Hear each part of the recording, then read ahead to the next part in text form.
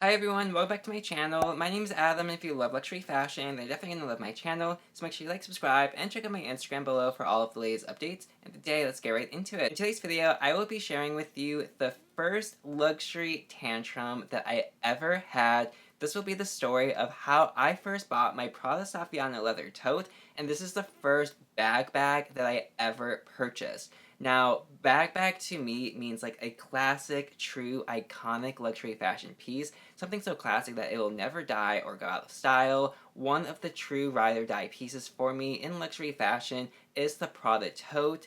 And this Prada tote, it took so much to get. And in this video, I will be telling you the story of how I obtained the bag and the struggle that I had to go through to get it. So without any further ado, let's dive right into it. First, to tell my story, when I currently bought this, I was living in the state of Michigan, and unfortunately, the state of Michigan, it does not have a Prada anywhere. Not even in Saks Fifth Avenue. Now, long time ago, there used to be a Prada in Saks Fifth Avenue, but they got rid of it because not enough people were shopping of it. And I remember the day that I walked into Saks Fifth Avenue, I went right up to the Prada counter and I was stunned because it was just a wall. All of a sudden, there was like a cubicle in its place, and I was so confused because I was like, where is Prada? Like, my plan today was to go to Prada.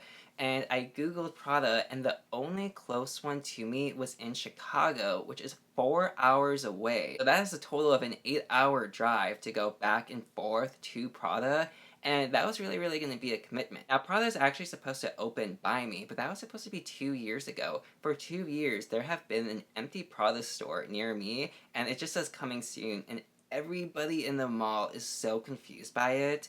And we're all like, well, it was supposed to open 2 years ago and it never did. It's honestly a giant scandal here, and everybody is so confused about it. But that meant I had to Google, and the closest Prada to me was in Chicago. So there I am, wanting my Prada back, but there's no Prada store here. The closest one is Chicago. It's going to be an 8-hour drive back and forth, and I am very stressed at this point.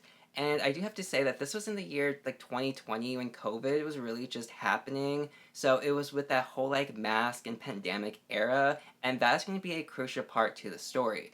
So first I decided, I was like, okay, I really want this back. I'm not going to buy it online because I don't know what size I specifically want. I want to see them in person. I want to feel them. I want to love them.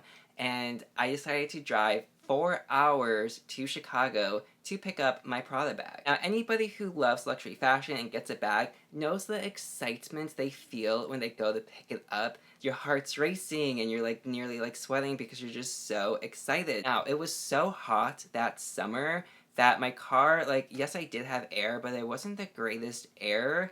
And driving 4 hours, being exhausted, it's honestly a lot. So I finally get to Chicago, and I call the Prada store just to warn them that I just drove 4 hours, I'm exhausted, I'm tired, I'm out of breath, I'm sweaty, and I wanted to make sure, are you gonna take my temperature when I get to the door? That's because, like I said, it was back in like the COVID era, so every store you went into, they always took your temperature before you went in to make sure you weren't over like 100 degrees or anything. Now, for me, I naturally run really hot. I'm always like 98, 99. It's actually normal for me to be like 102, and it's not really like a big thing because I'm very hot-blooded. However, I get to the store and I'm so excited, I'm jumping up and down, and I knock on the store and they take my temperature.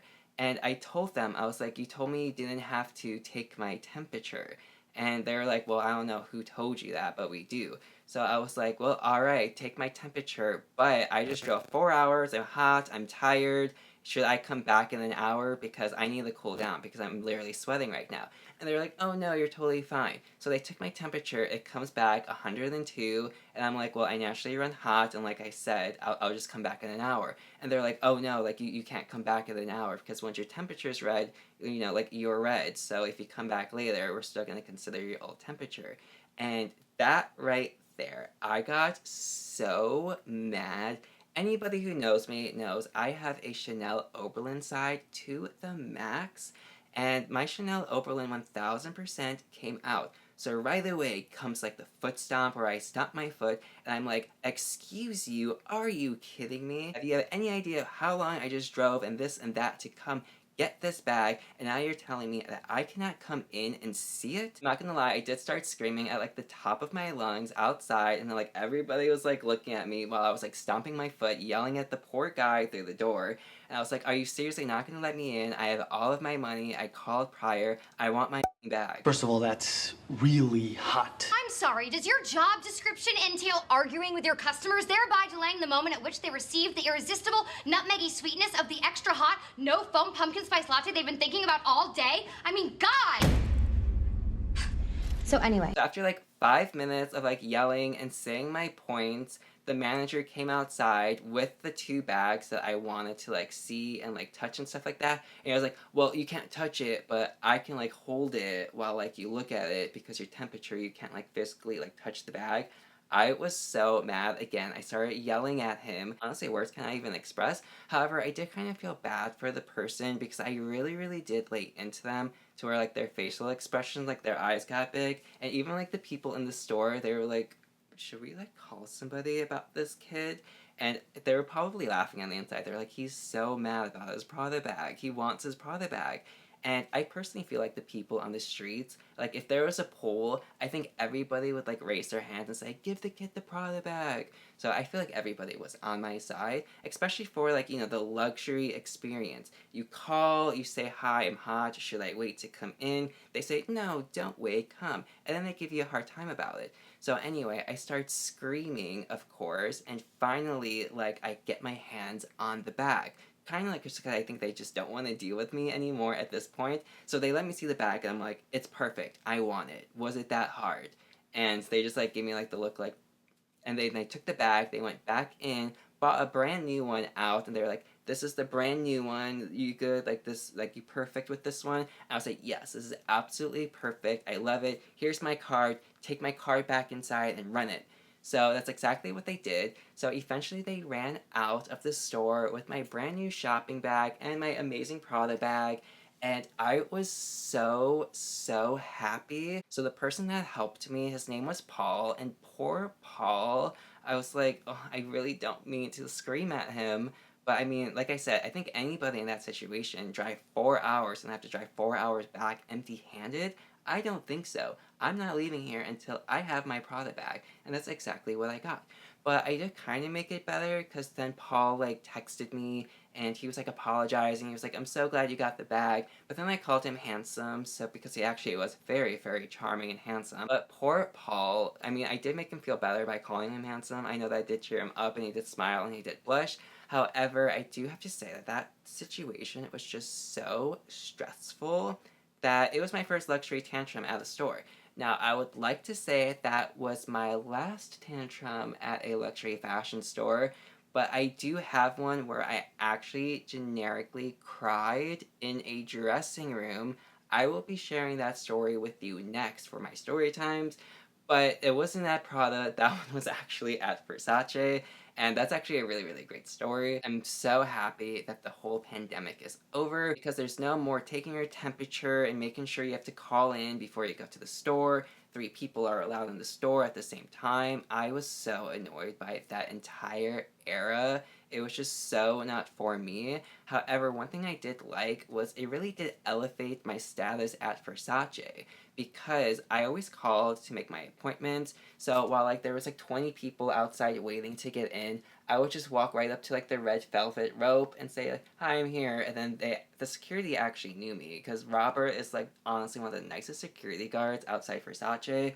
And I was like, hi Robert, how are you today? And he's like, I'm good, how are you, Adam? So he just like lets me in right away, and everyone's like, how did he get in? So I will say that Prada annoying me so much did really make me like love Versace even more, because I am just treated like a queen at Versace. I never wait, I always get champagne, I'm just always treated like so nicely, and how you should be as well. So Versace I love. Prada I've only had one problem with, and that was at the Chicago store. Personally, I do not like the Chicago store. I will always hold like a small grudge against them. But, you know, maybe if I ever went back and they treated me very nicely with champagne, then, you know, maybe I'll like give them some of my hard-earned money. But if not, I usually just order online, because that's the thing. I never give commissions if the people annoy me, because I'm like, you're not going to make money off me, I could just get this online, I might have to like wait a day or so, but it's better than giving you a dime. So when it comes to me, I am definitely the client that you do have to like put on like the pedestal And some people might be mad, like, about me admitting that, but I'm not gonna lie, I do want to be put on a pedestal when I do go shopping, because why not? And that's the point of shopping luxury fashion as well. It's like you do get treated a certain way. You get like the champagne, you get like the great service. So when I go there, that's what I expect. I do not expect to be told that I have to wait outside because my temperature is too hot. I'm used to being told that I'm too hot, but not my temperature. So stomping your foot and yelling outside of the Prada door in Chicago is not my greatest moment and memory of Prada, but that is the story of how I got my Prada bag. That is what true dedication brings, because when you are really dedicated and you will not leave until you get the bag you want, you will get the bag you want. And I'm so happy I did, because this is honestly my favorite bag. Like I already said in the beginning, I have so many reviews, what fits inside, this and that of the bag. This is so worth it. It's honestly one of like the best bags that you can buy. And the reason why I did want this so much as like my first bag is because look at it. It's classic. It's the classic Prada tote with silver hardware. Like, this is like a lifetime bag. This says business. This says I'm like a CEO. And everybody says, like, when I walk into their room with this, I look like a boss. Like, I actually look like I own like a company or something. So this bag, it's so for me. And I'm honestly really, really happy that I did get this. And was the stress and the journey worth it? Yes, it was worth it at the end of the day. Would I ever want to repeat that process? Absolutely not.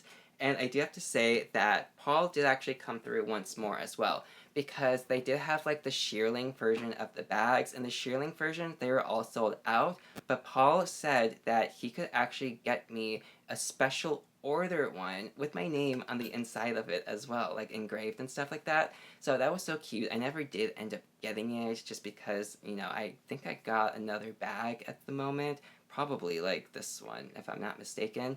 However, you know, he did try a lot. So Paul, you know, Paul is accepted. He is a great essay. But the store and the manager of the store in Chicago, I do not accept. And that is the story of my very first luxury tantrum and the entire stressful situation that I had to go through to manage to get one of my favorite bags of all time, my Prada Saffiano leather tote. But definitely comment down below if you've had any bad experiences, if you've ever yelled at a essay or a cashier at a store for not getting what you wanted, or for simply just giving you a hard time. I know this video can sound a little bratty, but it's really not, and like it really is in just like good light and good humor at this point now. I look back at it and I can laugh at the story. But I mean, everybody on that street knew I was serious, and they were like, you better give this kid his bag because he's gonna blow up in a second. So at least they knew that I was like a very serious customer. I do have a really fun story time coming up about the time that I literally cried in Versace before, and that actually is a really, really great story. And it's really comical too. Like, even I laugh about that now, but it's actually really, really great. But again, thank you so much for watching. I really, really do appreciate it. Make sure you like, subscribe, comment down below your experiences, and have a great day. Au revoir.